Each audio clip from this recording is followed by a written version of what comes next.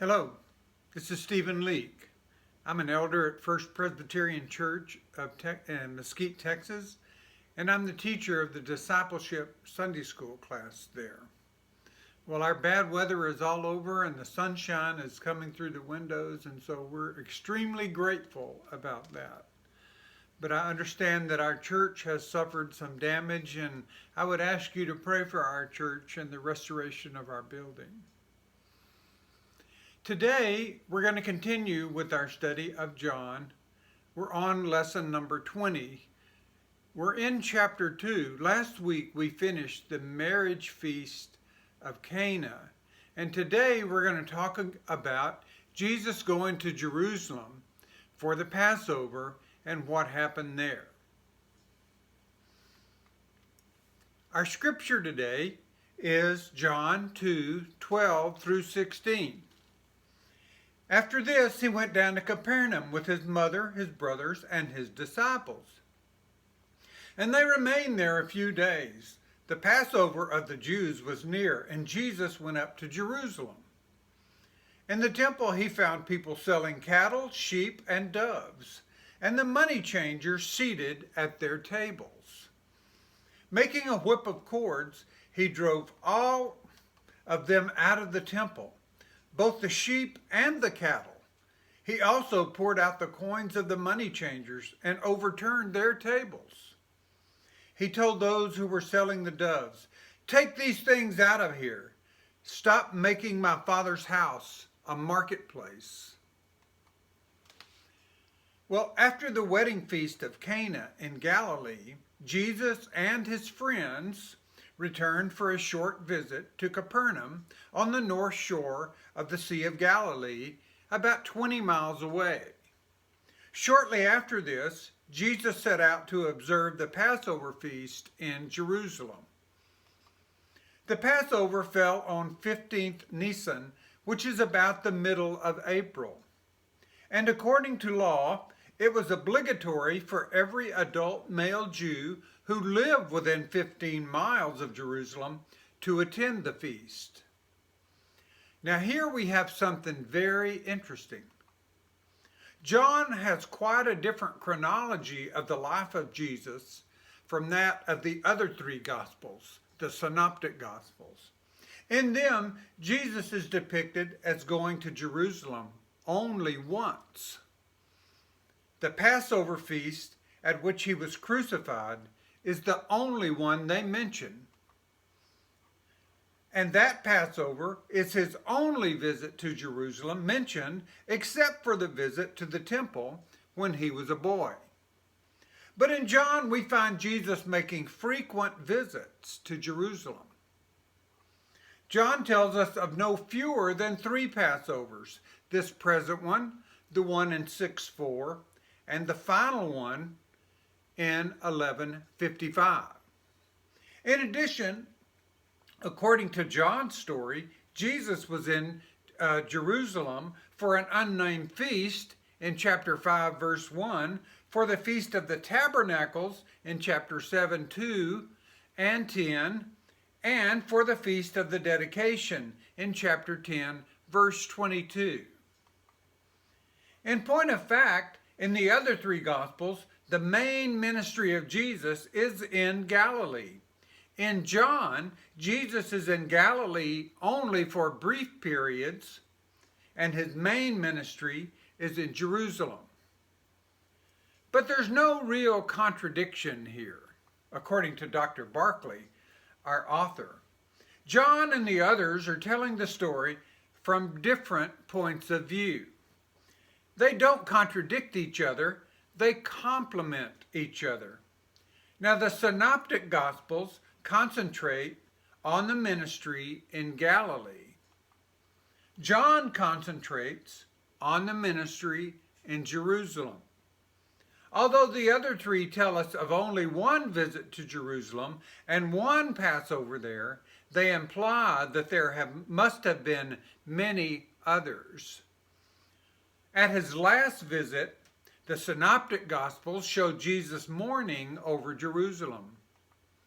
Jesus would never have done that if he had not made repeated appeals to Jerusalem and if the visit at which he was crucified was his last.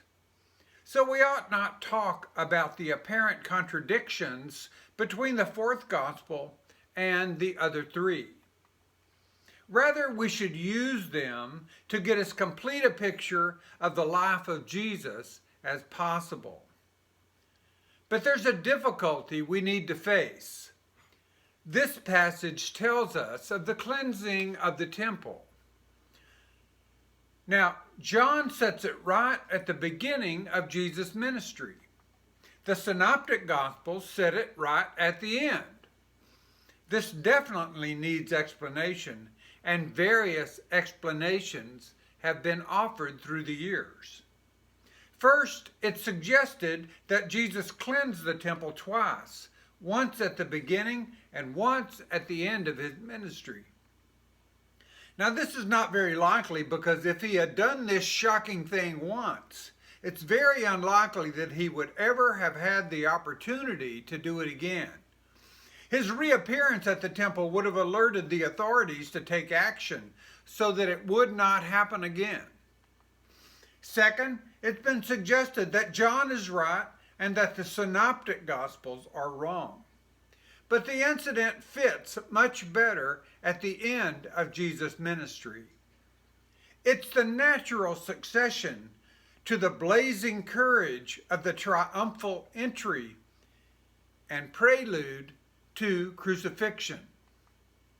If we have to choose between John's dating and the Synoptic Gospels, we must choose the Synoptic Gospels. 3, it suggested that when John died, he left his gospel unfinished, that he left the various incidents written out on separate sheets, not bound together. The sheet containing the incident got out of place and was inserted at the beginning of the manuscript instead of at the end. Now that's possible, but it involves the assumption that the editor who arranged the manuscript did not know the correct order. Now that's difficult to believe when the editor must have known of at least some of the Synoptic Gospels. Fourth, we must always remember that John, as someone has said, is more interested in the truth than the facts. He's not interested in writing a chronological biography of Jesus, but he is supremely interested in showing Jesus as the Son of God and as the Messiah.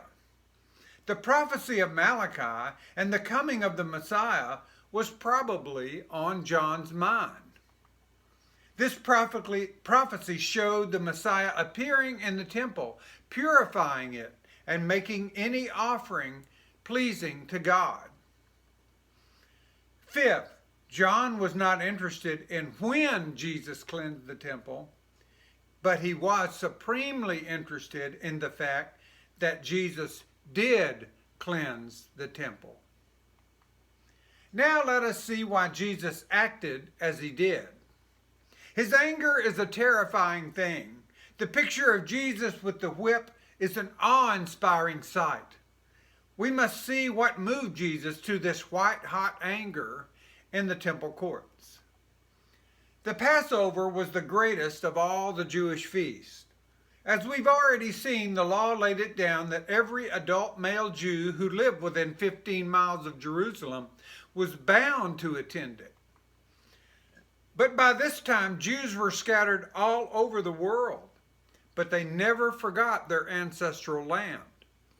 And it was a dream and aim of all Jews, no matter in which land they were, to celebrate at least one Passover in Jerusalem. Astonishing as it may seem, it's likely that over 2 million Jews assembled in the holy city for Passover. Now there was a tax that every Jew over 19 years old had to pay. It was called the temple tax.